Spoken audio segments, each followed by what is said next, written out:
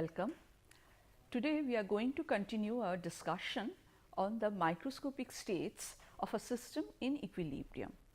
And this is a continuation of our discussion on how many microscopic states are associated with, for example, a system comprised of capital N spin half particles that we have already discussed. Now, in today's lecture, what we are going to do is we are going to talk about once again the microstates of capital N distinguishable non-interacting particles, but in today's discussion we are going to talk in terms of one dimensional simple harmonic oscillators. Now, let us see what the microstates of an Einstein solid is. So, what is an Einstein solid? An Einstein solid is a collection of capital N simple harmonic oscillators which has a specific total amount of energy which is given as epsilon. So, I have a block of solid with a given volume that is comprised of capital N particles. Each of these particles is a simple one dimensional simple harmonic oscillator. Each of them is characterized by an angular frequency omega. So, as you see that these oscillators are being assumed to be distinguishable and they do not interact with each other. Any such solid that is being modeled in this way is labeled as an Einstein solid in the name of the celebrated scientist. Now, let us see if such a simple model of solid can give us some information regarding the possible microscopic states under the given condition that the solid is present at a given total energy.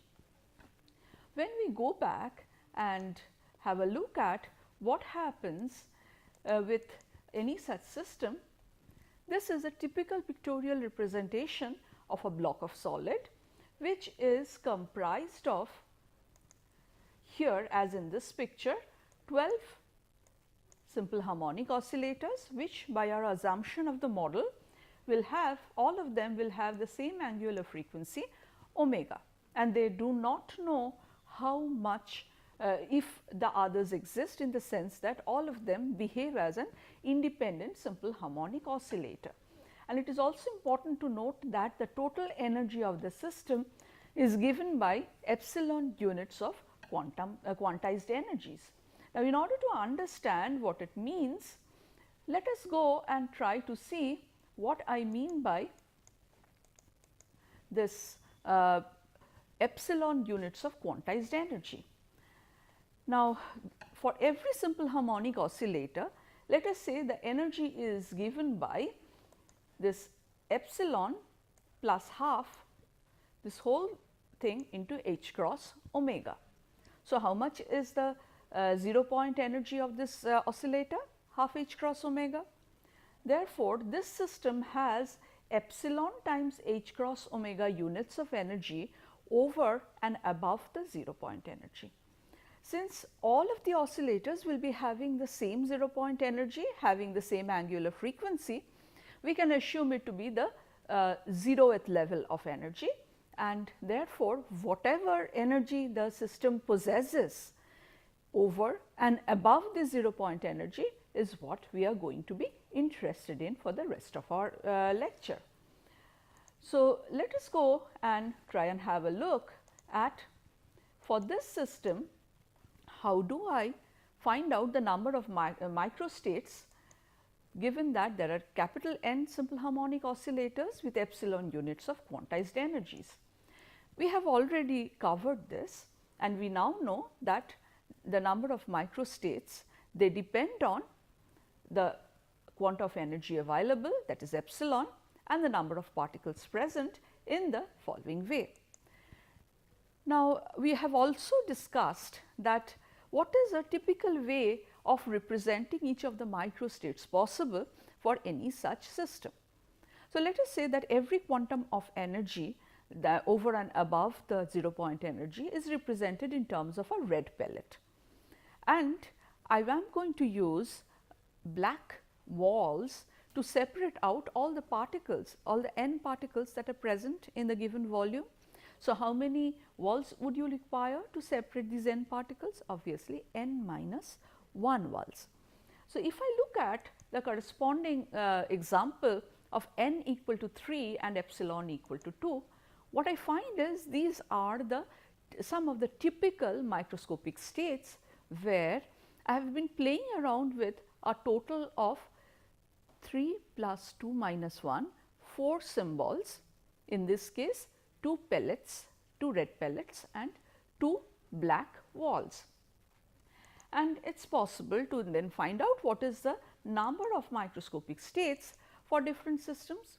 So, if I fix capital N equal to 3, then I find that for epsilon equal to 1, these are the possible microscopic states, and correspondingly I would be able to say that gamma, the number of microscopic states that is associated with capital N equal to 3 and epsilon equal to 1 is 3, because I am taking into account 1, 2, 3, these 3 microscopic states. Now, if I go farther and I have 2 quanta of energy to be distributed to the system of 3 simple harmonic oscillators, these are the microscopic states possible. So, as you see that how many states are possible corresponding to capital N equal to 3 and epsilon equal to 2? 1, 2, 3, 4, 5 and 6. Therefore, I would write that the number of microscopic states associated with an Einstein solid where capital N is equal to 3 and epsilon is equal to 2 is 6. Now, what do I conclude from these data? The conclusions we have already done, and we have already learned the basic principle. So, the first conclusion is, if a given value of epsilon is specified, then all the microscopic states are equally probable. So, what it means is, if I look at this particular case, I see that for epsilon equal to 1, I have 3 possible microscopic states. Now, is there any reason why one of them, this is V2 and this is V3. So, why any of the microscopic states are going to be any different from each other, the others? The answer is okay. We do not have any information on that. So, a priori we are going to assume that all the 3 microscopic states are equally probable. Now, if I consider this case with this case, what is the difference between the 2 total energies? This is the higher value of energy, and then you say that look at the number of microstates possible. Here I have 3 microstates possible. At the higher value of energy, I have 6 microstates possible. So, I conclude that if I increase the amount of energy available, that is for larger values of epsilon, I will end up with a larger number of microstates for a given value of epsilon. Once we have revised what we have done before, then we can go ahead and ask this question, that what is going to happen to the number of microstates when I have a very large number of particles and a sufficiently large amount of energy. So, let us next address the question of microstates of an Einstein solid with a large n and epsilon. So, once again I see that this is an equation that we have seen before, and now since capital N is so large, I can say that capital N is approximately equal to n minus 1. Obviously, you understand that if you take 1 away from a number like 10 to the power of 20, it does not make any difference. Rather, you would say that it is, I am still in the range of 10 to the power of 20. So, that is the reason why we can write an equation like this. Now, once we have done this, I understand that whatever number I am dealing with, these are very large numbers. So, I can use the Stirling's approximation, do a little bit of algebra, and this is what I am going to get.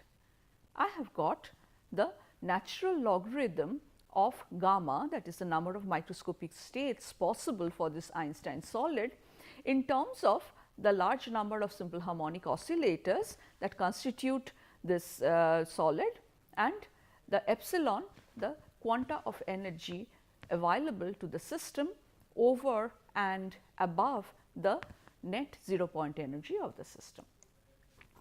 Now, if I consider this condition that n by epsilon is much greater than 1, then it is possible to rewrite this expression as gamma equal to this number to the power of n. Now, as you see that in this case, this is a limiting behavior where I have both n and epsilon large, but here I have assumed that the amount of energy available is such that this ratio will always be greater than 1. In that case, this algebraic simplification is possible, and I leave it to you to work it out as to how you arrive at this algebraic simplification. Now, what does it tell us? It tells us that if capital N is large, in that case gamma is also large, and if I introduce small changes in the values of epsilon or n, there will be a very large change in gamma, and that is because I have this very large exponent over here, which is controlling the how the number of microstates is going to respond to these small changes in either epsilon or capital N. So, what we have learned from here already is that for a given value of total energy of the system, an Einstein solid which is comprised of capital N non-interacting distinguishable simple harmonic oscillators, they are going to have a very large number of microscopic states associated with that given value of total energy epsilon. Now, I am going to take up some very specific example which is an extension of this, and this extension is to describe still once again we are going to talk about a block of solid, but now this solid is a composite Einstein solid. So, let us have a look at how it what exactly the system that I am considering here. So, here I have this big black box which tells me that I have a constant volume in which the solid is placed, and this solid now is separated into two compartments. One is what I call the subsystem A, and the other one is what I call the subsystem B. Now, in this case I still assume that there are a total of capital N simple harmonic oscillators, and the total energy of the solid, the block of solid, which is a sum of the subsystems A and B, that is epsilon. But now, just because I have separated the entire system into two subsystems, I need to describe the number of simple harmonic oscillators that I have in the subsystem A and the associated quanta of energy that they possess. And similarly, I also have N B as the number of simple harmonic oscillators present in the subsystem B with energy epsilon B. So, as you understand that since the entire block of solid I am going to maintain at a constant energy, volume and number of particles, I must be having these two mathematical conditions satisfied, that the number of simple harmonic oscillators in the subsystem A and the number of simple harmonic oscillators in the subsystem B must add up to the total number of simple harmonic oscillators. Similarly, the energy of subsystem A plus energy of subsystem B must add up to the total amount of energy available to the system. So, pictorially, if I consider the example that I have already taken, what I have done is I have just picked up these 4 oscillators and put them in the subsystem A, and the rest of the 8 oscillators that I can see here, they now belong to subsystem B. So, in this case N A is equal to 4 and N B is equal to 8. Now, the next thing that we ask here is, under these two restrictions, what are the possible values of N A and epsilon A if we have specified the total number of simple harmonic oscillators and the total amount of energy available to them. We would also like to ask the question, what is the number of microstates in subsystem A if you assign epsilon A some value and N A some value. But please remember that these two values are always controlled by these two equations. And finally, we would like to know how does the distribution of the number of microscopic states in the subsystem A look like when both N A and epsilon A are very, very large. So, you see that we are trying to understand the same issues that we raised when we talked about the spin systems.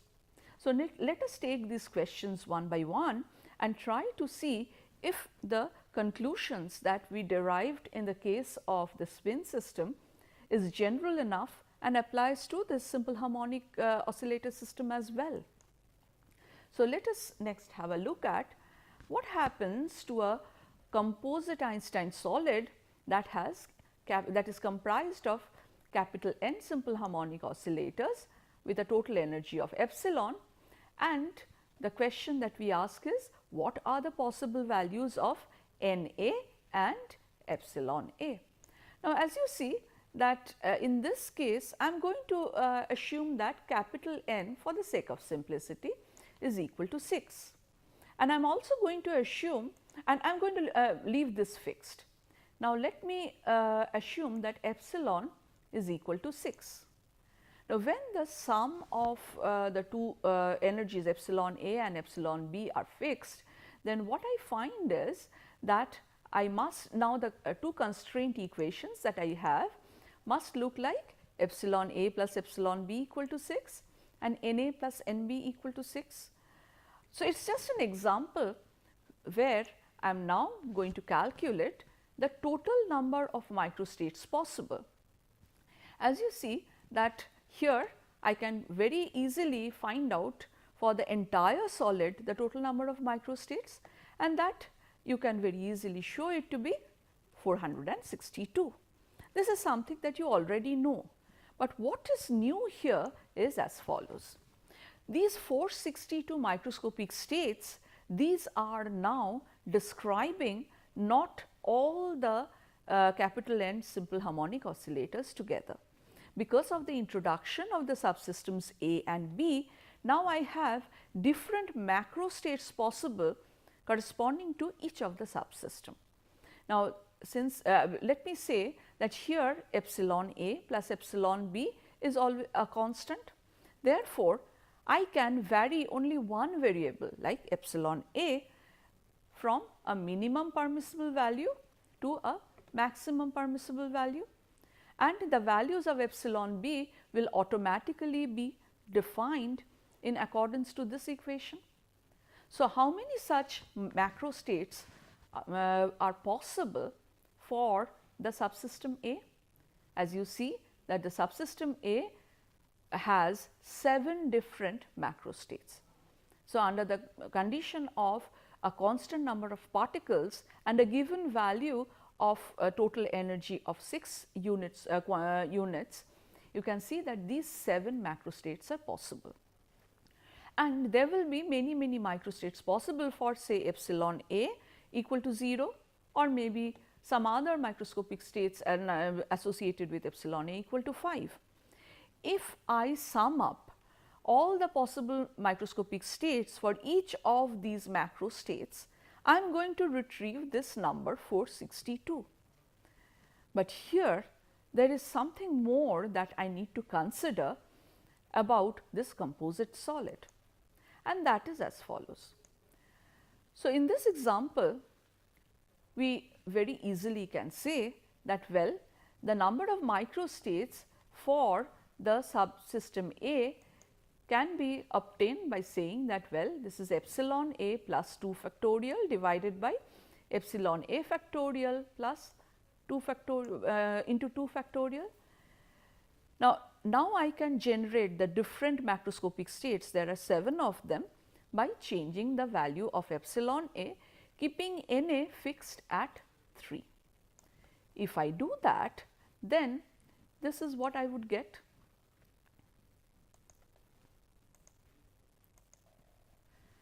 So, for epsilon A equal to 0, what is the number of microstates associated with gamma A here, given Na is equal to 3? That is 1. So, epsilon A equal to 1, gamma A, well, we can work it out very easily, that if Na equal to 3 and epsilon A is some given value, we have already seen that gamma A, that is going to be given by epsilon A plus 2 factorial divided by epsilon A factorial, then 2 factorial. Now, I have taken epsilon A is equal to 1. If that is so, then gamma A is going to be 1 plus 2 factorial divided by 1 factorial into 2 factorial. So, this is 3 factorial divided by 2 factorial, and the answer is obviously 3. So, this way I can find out what the different number of microscopic states is associated with a given value of epsilon. So, now we can generate all possible values of epsilon A and estimate the corresponding values of gamma A. So, the final value would be epsilon A is equal to 6, and correspondingly the number of microstates possible with Na equal to 3 is 28. Now, once I know this, then obviously I can generate the corresponding values of epsilon B and the associated number of microscopic states. Look, this is a symmetric system. As a result of it, I have assumed that Na is equal to Nb is equal to 3, okay? And therefore, I see that with complementary energy values keeping the total energy equal to 6, I get when gamma A is equal to 1, then gamma B is equal to 28, because epsilon A and epsilon B, they add up to 6, and the same happens, the equivalent situation happens if I look at the other extreme. Now, at this point, the other quantity that is of interest is the total number of microscopic states possible, which tells me what is the number of microscopic states associated when subsystem has energy epsilon A and the subsystem B has the energy epsilon B. Now, since A and B, these are two subsystems which are not interacting with each other, then following the principles of probability, I would say that this is the conditional probability that the subsystem A has some specific value of the energy epsilon A, and at the same time the subsystem B has an energy equal to epsilon B, and since they are independent of each other, therefore, I must be having gamma A comma B that is equal to gamma A into gamma B. Okay.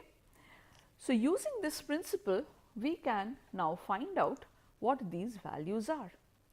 So, now what I have here is a complete description of all the 7 macrostates associated with the subsystem A and the corresponding number of microstates associated with each of them. So, you see that for the lowest value of epsilon A, I have gamma A B equal to 28, and the highest value of epsilon A, once again the gamma value is 28. So, what happens in between is the gamma A B value goes on increasing from 28 to 63, 90, 100, and then falls off exactly in the same way to 28. Now, if I go a little farther, I understand that in this system, I know what the total number of microstates are, and therefore, if I divide this gamma A B by gamma total, what I am going to get is what is the probability that I find the Einstein solid, the composite Einstein solid, in such a state that subsystem A has energy epsilon A and subsystem B has energy epsilon B, and they are independent of each other. And this is given like this. So, once again, following the behavior of gamma A B, what you find is that the probability A B that increases as you go towards the middle of the range of epsilon A, and then it falls off. So, basically what we learn here is as follows.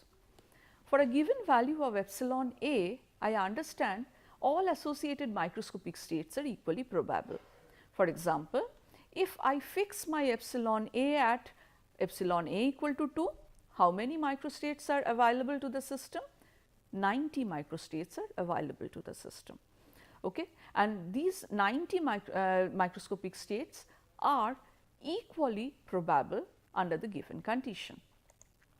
Now, for larger allowed values of epsilon A, gamma A B is larger. So, if I go from 2 to 3, as I see that the number of accessible microscopic states under such condition, this is increasing. And finally, I understand that there are 7 macro states possible to characterize the subsystem A. And what are the probabilities associated with each of them? As you see, in this case the probability is 0.06. It increases as I go to epsilon A equal to 2, and finally it reaches a maximum and then it tapers off. Okay. So, this means that different macro states which are characterized by the energy values epsilon A of the given subsystem A, they have different probabilities.